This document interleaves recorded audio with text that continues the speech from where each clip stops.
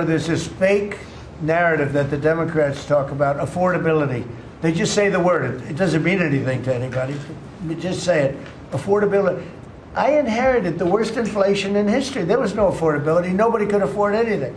The prices were massively high. Do you remember when we took over eggs? You did a great job on that, Madam Secretary. Agriculture, Brooke. Eggs were 4 or 5 times higher than they had ever been.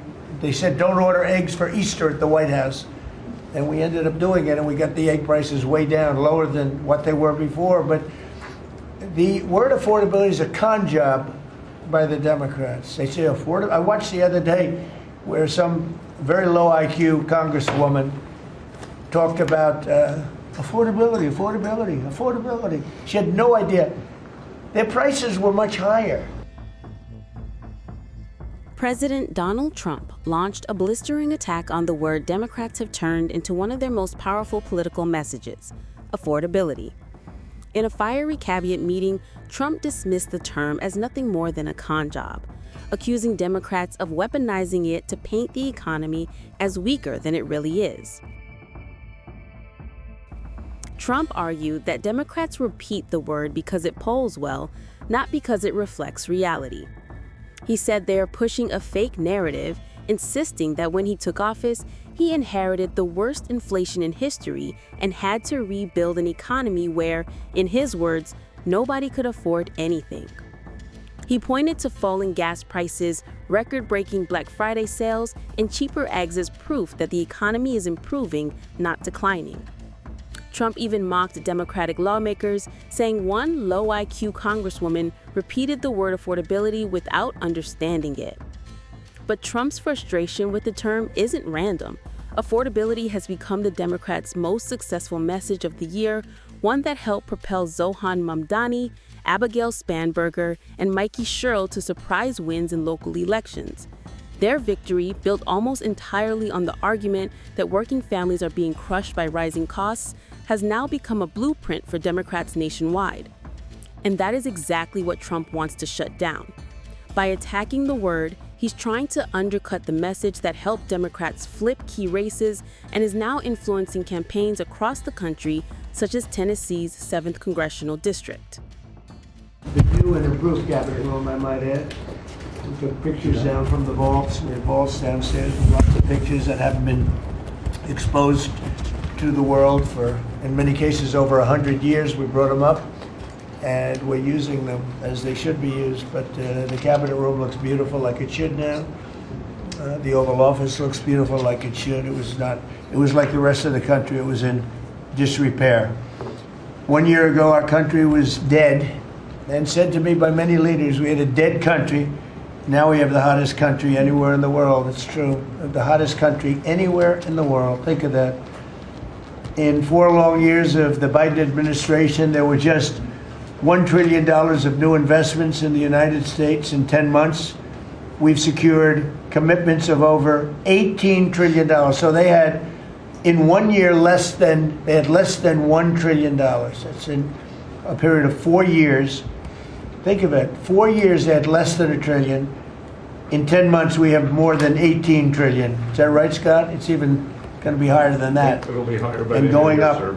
And we're waiting for the Supreme Court case, and it's so important and so vital for this country because we're not only respected again, we're putting out wars by our trade policies, and we're taking in hundreds of billions of dollars, and our country is wealthy again and secure again, and it's part of national security, and I hope that goes well. I think it's very important, but think of the number. We're going to be over $18 trillion in 10 months, and which is a record times probably 8 or 10 times, I think more than that, for any country. There's never been a country that's had that kind of an investment ever in history. And there's never been a country that's had half of that. It's a tremendous thing that's taking place. We have companies moving in from all over the world, from Mexico, from Canada, from Europe, from China, from Japan a lot. We just had Toyota is going to spend $10 billion, they just announced, on building new plants in this country. Our workers, they're going to be our workers. but they're spending a tremendous amount. So the stock market is at 46 all-time highs, and this last Friday, which is called Black Friday, was the biggest ever online sales that there's ever been by a lot. More Americans are working today than at any time in the history of our country. I mean, these are the facts we have to get out. And, you know, there's this fake narrative that the Democrats talk about, affordability. They just say the word. It doesn't mean anything to anybody. Just say it. Affordability. I inherited the worst inflation in history. There was no affordability. Nobody could afford anything. The prices were massively high. Do you remember when we took over eggs? You did a great job on that, Madam Secretary. Agriculture, Brooke. Eggs were 4 or 5 times higher than they had ever been. They said don't order eggs for Easter at the White House. And we ended up doing it, and we got the egg prices way down, lower than what they were before. But the word affordability is a con job by the Democrats. They say affordable. I watched the other day where some very low IQ congresswoman talked about affordability. She had no idea. Their prices were much higher. As an example, energy, gasoline, we're now at about $2.50 a gallon.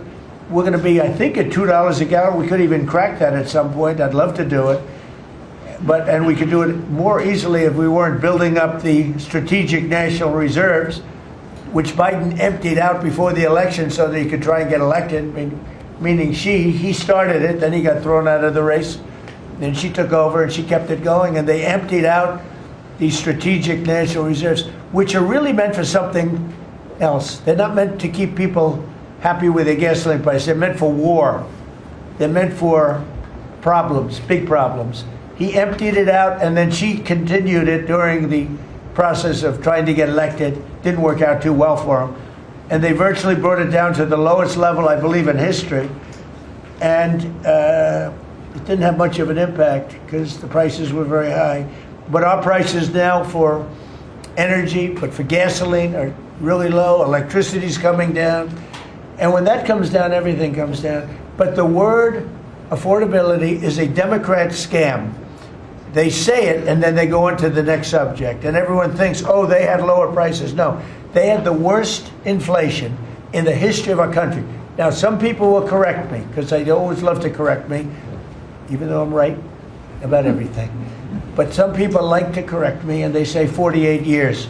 I say it's not 48 years, it's much more. But they say it's the worst inflation that we've had in 48 years. I say ever. But whether it's 48 years or ever, it's pretty bad. We had the worst inflation that we've ever had. Since last January, we've stopped inflation in its tracks. And there is still more to do. There's always more to do, but we have it down to a very good level. It's going to go down a little bit further. You want to have a little tiny bit of inflation. Otherwise, that's not good either. Then you have a thing called deflation. And deflation can be worse than inflation. But we have it almost, we'll soon be at a perfect level, but we inherited the worst inflation. But we have 20 states that are now selling gasoline at less than the $2.75, think of that, $2.75, and it was at $5 under Sleepy Joe. Grocery prices are down with the cost of Thanksgiving turkey this year down 33%. It was lower than 33% lower than under the Biden administration.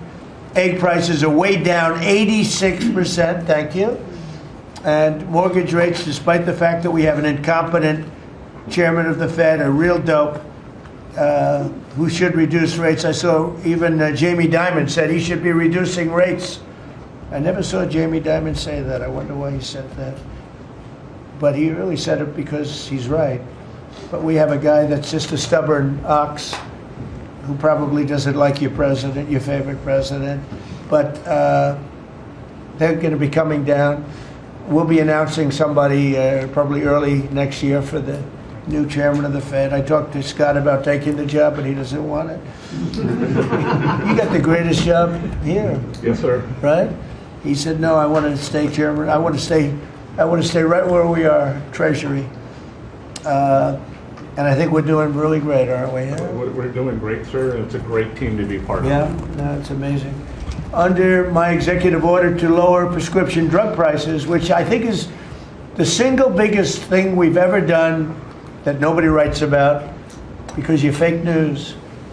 I've made unprecedented deals along with Bobby and Oz and all of the people that work on it. A lot of people that you wouldn't even think work on it, but they do, to slash drug prices by 200%, 300%, 400%, 500%, 600%, 700%, 800%.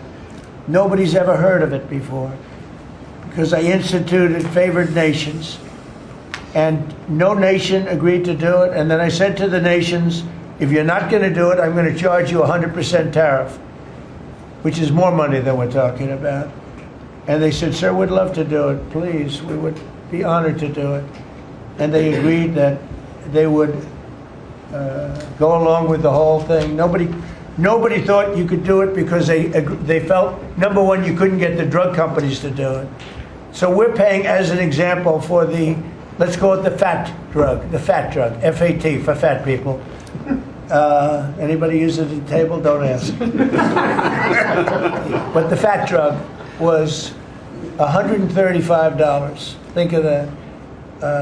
For certain people, $1,300 for certain countries, $1,300 in New York. So in New York it was $1,300, and in London it was $135. And a friend of mine called me, he said, what is this? Why is it? He got used to paying $1,300. Well, now what we have it down to is, Bobby, what's the number? Like 150 or something? We have it down to a low number, don't we? Yeah, it's around 125, 150. Think of that. So we got it down from $1,300 to $125 to $140, depending on various countries. In other words, we're paying the lowest price, tied for the lowest price in the world. It's, people said you could never do that because you couldn't get the countries to agree to it. I did. Every country agreed to it because I said, if you're not going to agree to it, that's okay, I'm going to charge you tariffs. And as soon as I said that, they said, we agree. And then we had to be a little tough with the drug companies, but they came along. The bigger problem was the countries. The countries just wouldn't go along with it, but they did, every country. So we have reduced drug prices by 500, 600, 700, 800, 900%, depending on the drug, depending on the company, depending on all of the different factors involved. Nobody's ever even thought of drug reductions like that, price reductions. And I told you the story that in my first term I was so proud of myself because I reduced drugs. It was the first time in 28 years that drug prices were reduced. It was 1/4%, 1/4%. And I was so proud of myself, I said, it's the first time in 28 years that drug prices went down over the course of a year, over the course of a presidency. 1 year. 1/4%. I had a news conference. I was so proud. Now I got them down, not 1/4%. I got them down 400, 500, 600% and more. And the fake news won't write about it. And it's going to have a huge impact on healthcare because a big part of it's buying drugs, buying prescription drugs. It's going to have a huge positive impact because Obamacare is a disaster. I said it years ago, and I say it now, and the money should be paid, taken away from the insurance company. Obamacare